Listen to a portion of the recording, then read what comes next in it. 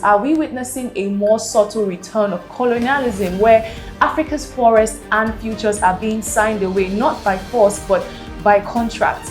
Is this carbon trading scheme a climate solution or a dangerous distraction?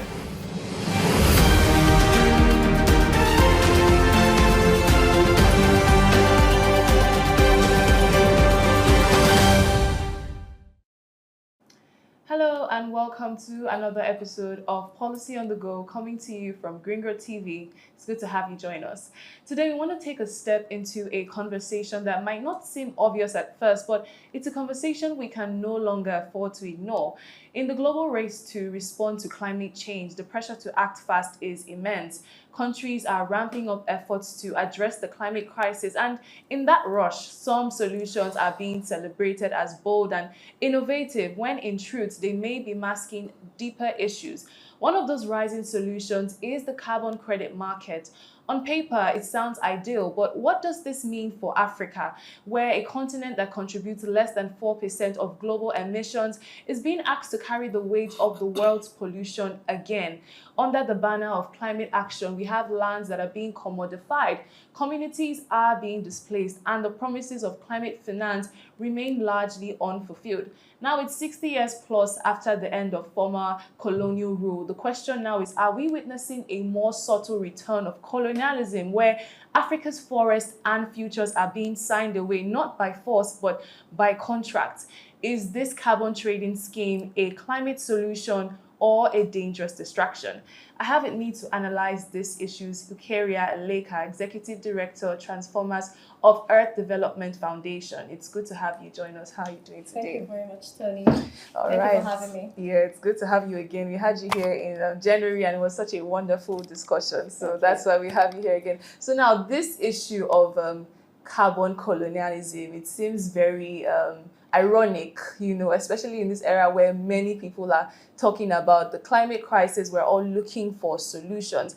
Now, let's look at the carbon credit market. We want to focus mainly on that. Recently, we've had a lot of European countries, the United Arab Emirates, they've spent a lot of their money on buying up lands in Africa to sell carbon credits to major polluters, actually. And so now a lot of people have come forward to say that that is an issue of a modern green grabbing, the fact that they buy up lands in Africa and then they sell carbon credits to these polluters. And they also say that this is somewhat taking us back to the historical colonial era where there was land acquisition of the African nations. First of all, I want to hear your thoughts on this carbon credit market. Do you think that, looking at the undergoings and the process of how everything happens in that system, do you think it's a possibility of taking us back to the colonial era where they're acquiring our land and then we're suffering more than we are gaining? What are your thoughts on that particular line of thought?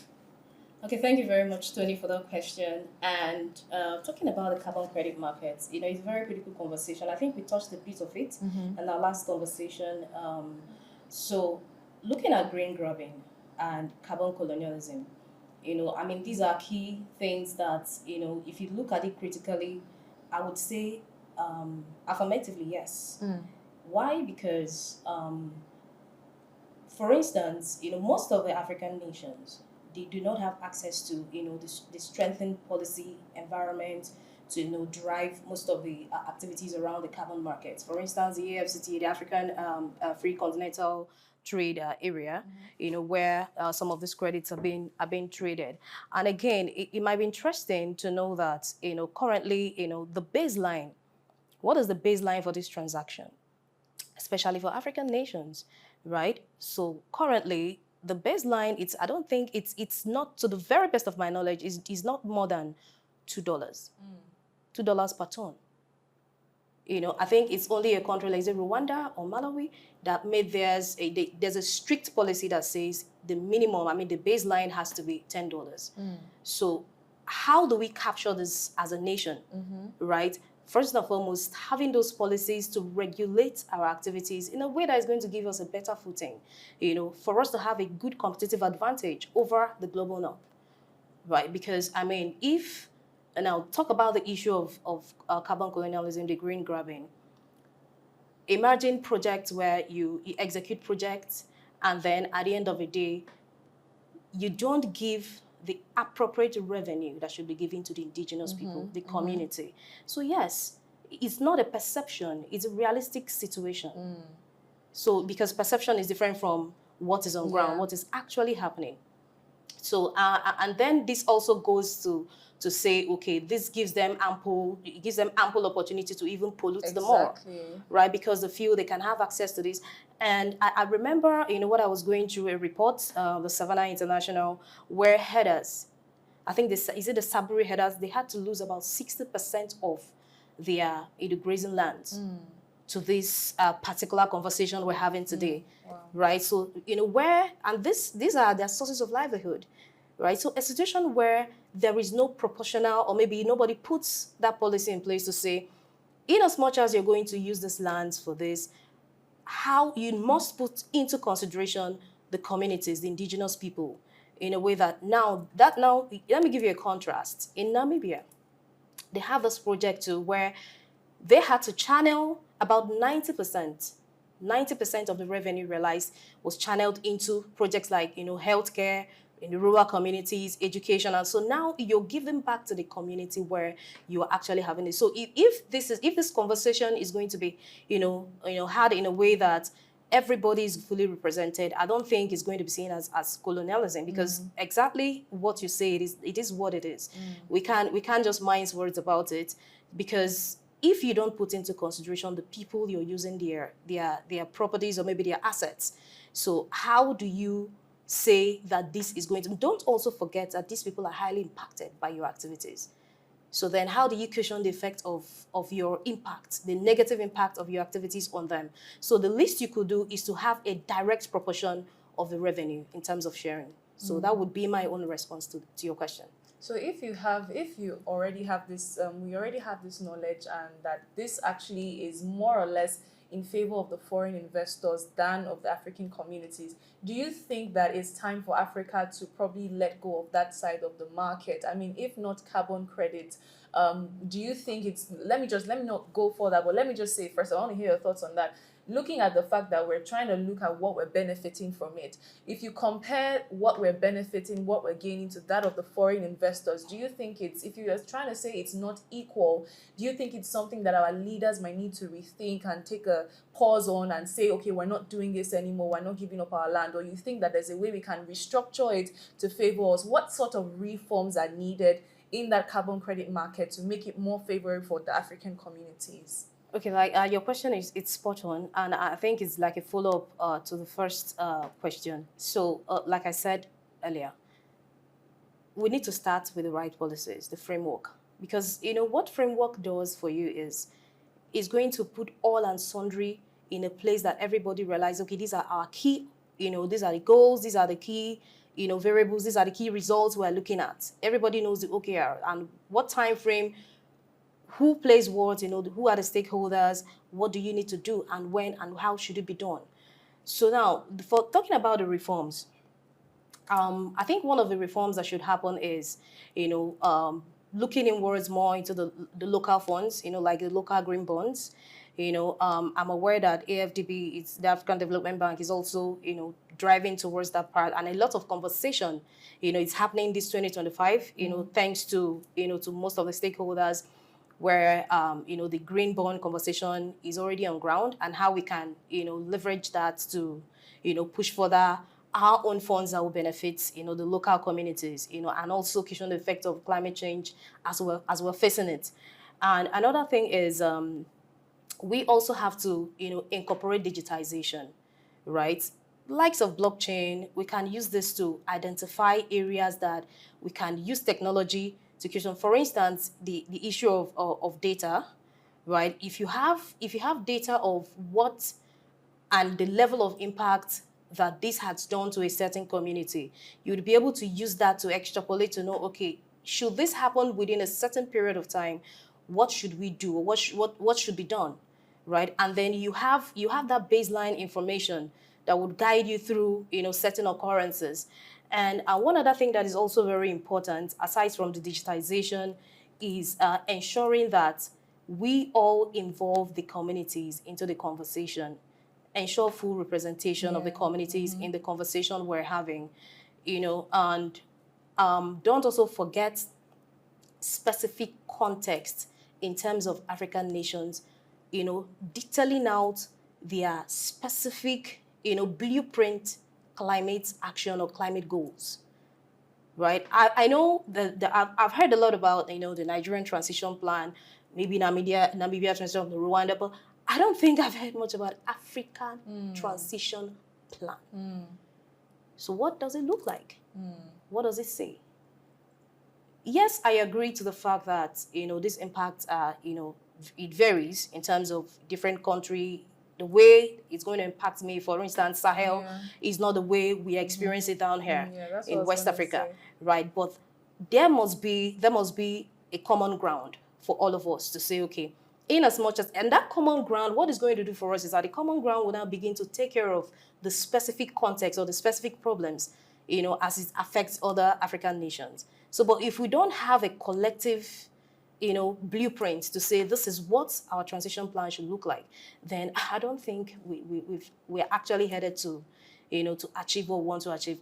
And don't also forget that there is also huge production of fossil fuel. I think I was going through a report, and I think I'm going to provide some of the sources at the end, where it says if we can even begin to tax even 1% tax on the revenue from fossil fuel, it could generate as high as, up to $60 billion per year, if not more than. And with that, even 1/3 of that fund can take care of our climate goals. So that's why I said there are a whole lot of things that we need to rethink, right? We need to start rethinking some of these strategies, because I think I said it before, when someone outside says, this is the extent of the support I'm going to give to you, are you going to sit back and watch and do nothing? So you need to rethink, go back, innovate, look at where you can actually get the funds from locally, and then support what you need to do, internally in a way that is going to benefit you the most. And the last thing I'd wanted to say is in line with the funds, in terms of what is being given to Africa, right? We emit about, 3, but not more than 4%, right? But at the end of the day, you would agree with me that the percentage of what is given to Africa in terms of climate fund is not more than 3% of the total fund. So imagine a situation where in 2021, to be specific, I think like 33 billion was given, or 30 billion was given out of 650 billion to Africa. And this is a nation where the impact of the climate change is felt the most. So we need to start having, thoughts and different strategies domestically, locally, to benefit the communities. And this conversation you're going on, it brings me, because I the question now is, when we have all these issues going on, and I don't think policies, we would say, is the problem. And like you said, if we actually do tax, get all those tax from fossil fuels, there's so much that we can actually get from it. But when you now look at the system, and especially when it comes to the global north, and you see their response to these issues. And for instance, when we even look at the term, the net zero term now that comes up, for instance, when it's time for partnerships and financing to African countries, of course, there's this net zero conditionality, you must meet this. But these particular people are not meeting it. Those are the major polluters. They have not, met their own side of the bargain, but they are saying, we must meet it. And so I don't know, it gives that kind of idea that I don't think they don't know what they're doing, because that's why a lot of people come and say climate change is a scam and all of that, because it seems like they're not really committed. It just seems most like greenwashing, they said we should, so let's do it. So I want, what are your thoughts on the global north? Do you really think that they're actually committed to this thing? Because it really just seems like a soft form of colonial control when they impose, you must meet this net zero target, but they are emitting so much and they're not doing as much about it. So do you think that that's another way where they use these terms and all these things to kind of put us in a box when they are doing even almost the barest minimum? So how do you assess their own commitment to even meeting these climate goals that we have set for ourselves? Okay, before I respond to that question, I would start with this analogy. When you want someone to do something, right, or maybe someone comes on board, there's an issue, but you don't have a framework internally, you know what happens? The person would impose whatever he or she feels like that is what is suitable. Yeah. Knowing full well your level of advancement, both developing and less developed countries as well. You have the LDCs, by categorization. So I will keep saying this and I'll repeat. We need to start by putting the structural, framework. It's a systemic problem. We have a local systemic problem that we need to fix. So if we're able to get it right, then we can begin to say, this is what we want for this. This is what we want for them. For instance, the EU policies. Clearly, some of these policies cut out the developing nations from the exportation. So how do you even begin to compete? How do you even trade? So it's not even possible. So, but if we come together to say this is what we want, we have a clear definition of what, and because, if you're able to do that and then you're doing that strongly, you'd be able to tell the next person that is coming in to say, this is what we want, this is where we are, this is the area where we need your help, and this is the extent of help we need. Not that you're calling the shots because you need the help, but you know what you want. And then you know how to achieve what you want at that point. So I may not necessarily say that the global north are not, they are not serious 100% in all entirety, but they can do better. For me, I feel that a lot needs to be done because yes, they are the higher polluters. For instance, the multi-oil companies, operating in Nigeria. And then I really want, I will say this very strongly, but I'll have to put this very carefully. A situation where you buy credits, some of these credits, they are not even full represent. They are not like the full realistic representation of the emission. I call them phantom credits. Yeah. Yeah. They are phantom credits. And then you steal at the expense of those communities. So yes, they actually know the games they're playing. But how do we fix this? They won't be the ones to fix it for us. So like I said, it's a systemic thing. So internally, we need to bring out clear-cut, strategies, domesticated strategies. But there's this mentality, I don't know what I say with Africans. So if the Westerners, maybe the global north is not involved, they feel like we're not good enough. So, but we need to start believing in ourselves. We need to, even if it means a lot of trial and errors, but we would surely get it right. We surely get it because I believe we have all it takes. There are innovators here. There are people there are people building things that are very interesting and that would help the systemic problems that we have. But the question is, are we willing? How ready are we? So in as much as we're pointing accusing fingers, at these people, but how willing are we? Because I believe we have some level of ability to solve the problems we have at hand. Yes. Indeed. All right, so we'll just take a pause on the conversation now, and when we come back, we'll go deeper into how we can actually balance the need to decarbonize and to also meet the industrialization needs. So don't go anywhere, we'll be right back.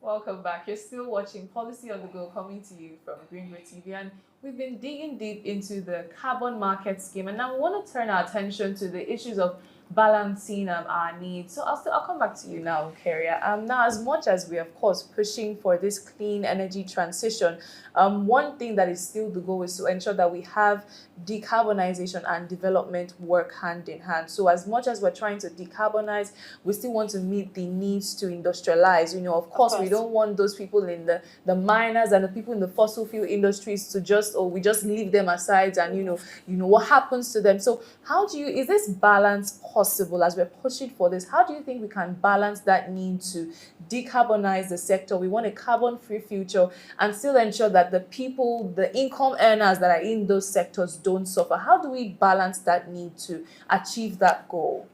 Okay, thank you very much. And this question is just as resonates with me because at some point at our foundation, Transformers of Air Development Foundation, we're trying to gather information as to how best we can go about some of the projects for it to have the high level of or magnitude of impact, positive impact that we wanted. So most of our engagements we had with key experts, and then this same question popped up.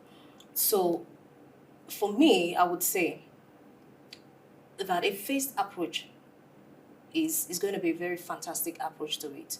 So you have, and that's why I said we should have a blueprint to say, okay, are this because the truth is, even in terms of prioritizing your task or whatever thing you need to do, your responsibilities, you start with the Maslow's theory, from high priority to low priority. So what are the high priority areas for us at this level? So you begin to tackle them. You put them at the first phase. So what are the key things, identification, maybe KPIs for us to use to measure, to evaluate, to monitor, to say that, okay, I think we've been able to achieve a certain level of results that we desire at this phase. So at what point do we move on to the next? So a phased approach, because, and again, I believe that is why Nigerian transition plan, the energy transition plan is mostly gas. Right, it's mostly around gas. Why? Because Nigeria is very rich in gas, right? And you can't just quench and say we're going to stop this immediately. Do you have that 100% capacity to transition completely? So a phased approach would be a very fantastic way to go about it. So, and then good follow-ups, good frameworks, and then if at any point you feel that there is need for us to circle back and then do the needful, we do that. So you can't say because Europe is doing this, or because US has done this, because China is this. Remember that every country has different level of development, and where we are at the moment is not where China is. Where China is not where UK is. So I believe everybody should work out their own transition plan, the best way it works for them. The most effective way is going to be, because at the end of the day, there's a goal. We are all headed to a particular target. So let us work with what works best for us. All right. So finally, as we wrap up the program, so what would true climate justice look like to you, especially for the continent of Africa? Just your final thoughts on that. Okay, my final thoughts on climate justice, because really, honestly, there is no justice at the moment. Yes, I said there is no justice at the moment because, and it's really very disheartening because most of these funds, again, they are debt. So is it even possible for us to start looking at debt cancellation, like reparation funds, in where you can convert some of those debt to like investment, climate, projects, like you're investing, but like you can then do like a chargeback to say, for these countries, can you have a commitment to an environmental responsibility or an environmental thing that you could hold them account for. They should be accountable for. So there are different ways we can do these things, right? In a way that, do you really want us to transition? That is the question. So if the answer is yes, why give us this money as debt? There are countries there are nations, developing nations that their debt level at the moment, they may not be able to they don't even have a clue as to how they're going to clear them. So now that is on the one part, on like a nationally determined, objective vis-a-vis what is on ground outside the issues of climate change. So how do they strike a balance? That is on the one part in terms of the funding. The second aspect of it is African nations, and I'll give an instance with you have the African the Green Great Wall Initiative. We should begin to give, and again that speaks to the carbon markets. We should begin to give appropriate proportion of what is needed, because these things, they're going to help the local community. They're going to help the nations in transitioning faster, right? And another thing is looking at the structure. We should be able to the global north should be able to ensure that from the drafting of the policies to the agreement to whatever thing that has to do with the achievement of the net zero, the African nation, the stakeholders are involved. We are the seat of the conversation, right? No matter the different levels of conversation, it doesn't matter from the highest level to the lowest level. So it should be a bottom top approach this time, not top to bottom. So everybody should be involved, including the indigenous communities. And that is why I said it's not just. So, but remember that the real thing about climate justice is leave no one behind, right? Is that inclusion. Ensure that everybody is included. No one is left behind. So, but how do you do that? We need to rework a lot of things and go back to the drawing board. Yes. All right. Thank you so much, Ikeria. It's been a very wonderful conversation. And like we've said, as we wrap up, as Ikeria has told us, the most important takeaway is to leave no one behind. And as we close today's conversation, the climate transition is beyond, just carbon, but it's about people. For many across Africa, it's not just a policy debate, but it's a matter of survival. And as the world pushes towards a low carbon future, we must stop and ask, who is really bearing the cost and who is truly benefiting? Africa needs climate justice and not climate colonization. So I'm going to stop on that. That's a wrap on today's episode of Policy on the Go. Be sure to keep the conversation going and keep asking the right questions. Many thanks for watching. I'm Tonya Gubanjo. It's bye for now.